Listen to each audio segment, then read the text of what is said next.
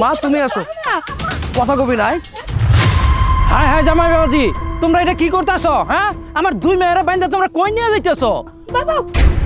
আরে শ্বশুর আব্বাজি একদম সময় মতো চলে আইছেন। যাক আইছেন, খুব ভালো কাজ করছেন। আপনি আসছেন যেহেতু আপনার একটা সিনেমা দেয়, কি কন? এই সিনেমা দেখ মানে?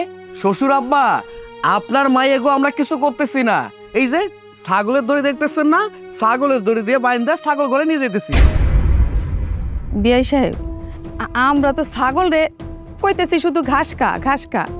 সিসিবি আইন। আরে ওরা নয়, বাচ্চা মানুষ, একটা ভুল করতে পারে। আপনি তো মুরব্বী মানুষ, আপনি অগলগে নাচা শুরু করে দিচ্ছেন। হ্যাঁ, আপনার কি বিবেক বলতে কিচ্ছু নাই?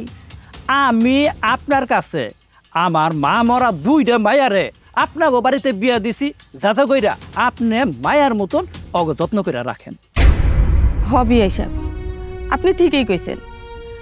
আমি ওরা দুইজনে মেয়ের মতো মানলে কি হইব? ওরা তো আমারে মায়ের মতো মানে না। আপনার মেয়ে দুইটা আমার সাথে কি করছে জানেন? কেন, কি করছে আপনার সাথে? আমরা কেন ছাগলের দড়ি দিয়ে আপনার দুইটা মাইরে বাঁধছি শুনতে চান? মা তুমি কত?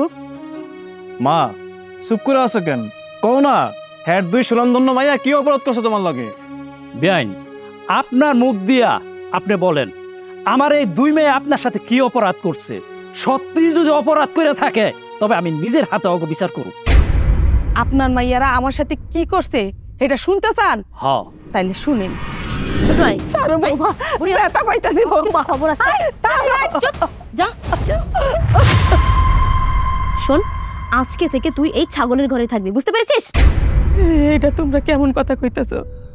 আমি এই ছাগলের ঘরে কেমনে থাকবো? মানুষ কি ছাগলের ঘরে থাকতে পারে? মানুষ? কে বলেছি তুই মানুষ? তোর বয়স হয়ে গেছে, তুই বুড়ি হয়ে গেছিস।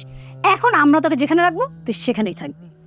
আর যদি বেশি কথা বলিস না, তাহলে এখন তো সবে ছাগলের ঘরে তোকে থাকতে দিয়েছি, তোর কপাল ভালো।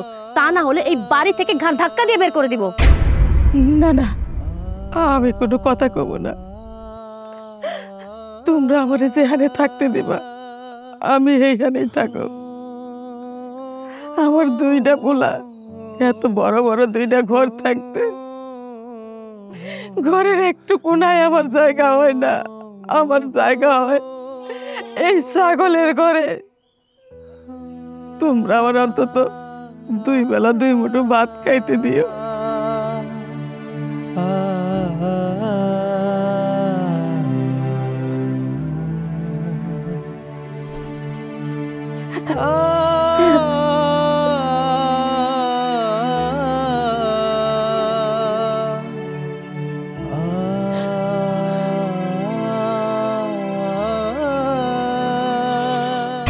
আপা, তুমি না একদম ঠিক কাজ করছো এই বুড়ির ছাগলের ঘরে রাখার সিদ্ধান্ত নিয়ে। কিন্তু বুড়ির ছেলেরা যদি শহর থেকে চলে আসে তখন? পাগল নাকি তুই? ওরা যদি শহর থেকে গ্রামে আসার সিদ্ধান্ত নেয় তাহলে তো তোকে বা আমাকে ফোন করে জানাবে, তাই না? আর ফোন করে জানানোর পরে না হয় বুড়িকে আবার আগের জায়গায় ফেরত নিয়ে যাব। আর তার আগে যদি এই ছাগলের ঘরের দুর্গন্ধেও মারা যায় তাহলে ওদেরকে ফোন দিয়ে বলে দেবো যে তাদের মা হঠাৎ করে মারা গেছে। সিম্পল। আপা, তোমার মাথায় যে বুদ্ধি না, এই জন্যই তো তুমি আমার বড় আপা, আমি তোমার ছোট বোন। হ্যাঁ হয়েছে, কিন্তু এখন তাড়াতাড়ি এখান থেকে চল। এই ছাগলের ঘরের দুর্গন্ধে আমি এখানে দাঁড়াতে পারছি না, পেট মরে বমি আসছে। চল চল।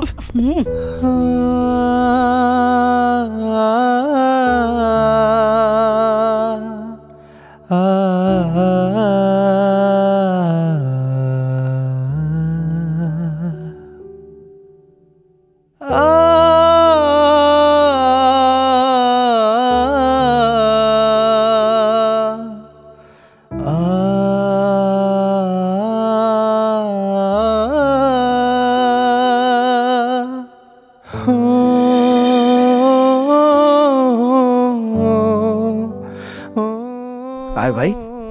মা, মা, বন্যা, তোমরা কই? ওই ফনি, বাড়িতে আসছো নাকি? বেরো না। আরে আরে তোমরা তোমরা কখন এলে? আর আসার আগে একবার জানিয়ে আসবে না? হ্যাঁ, আসার আগে তো ফোন দিলেই পারতে। আরে বাদ দাও তো, অসুবিধা নাই। ভালো কথা, তোমরা দুইজনে এখানে আসো, মায়েরে দেখতেছি না। মা কই? ঠিকই তো, তোমরা দুজন আসলা তো মারা নিয়ে আসবা না? মা কি বাড়িতে নাই নাকি? মা বাড়িতে থাকলে তো আমগো কথা হই না, সবার আগে পড়তো। মা কই কও তো? মা আসার সাথে সাথেই মায়ের কথা জিজ্ঞেস করছো কেন? আছে মা আশেপাশে কোথাও আছে, মাকে কি প্রয়োজন এখন? এমন ভাবে বলছো যেন ছোট বাচ্চা মায়ের দুধ খাবে। এই এত সব কথা শুনতে চাই না, তার আগে কও মা কই? বাবারে, আমি ছাগলের ঘরে।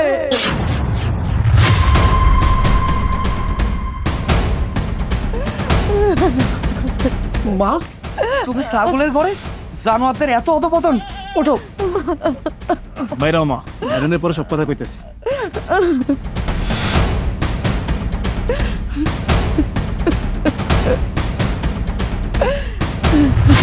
মা তুমি কও, তোমারে কারা ছাগলের ঘরে বাঁধা রাখছিল?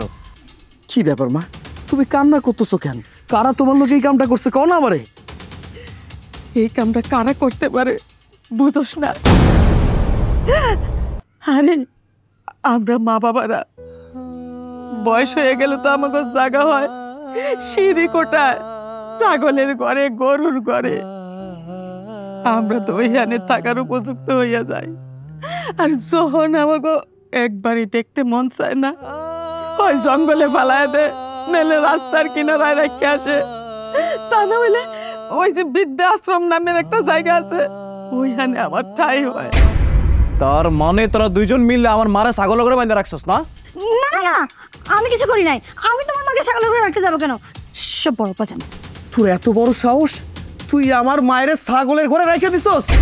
আমাদের ভুল হয়ে গেছে, আমরা কথা দিচ্ছি আজকের পর থেকে মায়ের সাথে কখন আর এরকম আচরণ করবো না। আমাদের ভুল হয়ে গেছে, প্লিজ তোমরা আমাদেরকে মাফ করে দাও। হ্যাঁ, মাফ তো করা দরকার ভাইজান।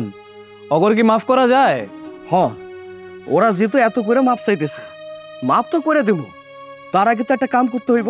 তুই একটা কাম কর, ছাগলের ঘর থেকে দড়ি নিয়ে আয়। তুমি দাঁড়াও, আমি এক করে যা ধরে লইতাছি। দড়ি? ছাগলের দড়ি দিয়ে কি হবে? এই চুপ করে থাক, আগে ছাগলের দড়িটা নিয়ে আসুক, তারপরে বুঝতে পারবি। হ, তুমি এখানে কেন? ওইদিকে যাও, যাও। এদিকে কি করছো? কি করতেছি দেখ। হাত ধরতেছো কেন? চুপ কর। আয়, চুপ। আয়। ছেড়ে দাও না, আয়, বললাম তো ভুল হয়ে গেছে। আয় কইতেছি। মা তুমি আসো। এতক্ষণ তো সবই শুনলেন, এখন কোন এখানে দুষ্টা কার? আর বলতে হইব না বিয়ান সাহেব, আমি সব বুঝতে পারছি। আমার মায়েরা যে অপরাধ করছে এই বিচারটা আমিই করতেছি। খবরদার ওকে মুখ দিয়ে আমার বাবা বললে ডাকবি না। আজকাল থেকে আমি মনে করব এই দুনিয়াতে আমি নিঃসন্তান, আমার কেউ নাই, আমার আপন বলতে কেউ নাই। তোরা দুইটা মায়া ছিলি, আজকাল যেই কাজ করছো তোর শাশুড়ির সাথে, তখন মায়া বললে পরিচয় দিতে আমার ঘৃণা হইতাছে।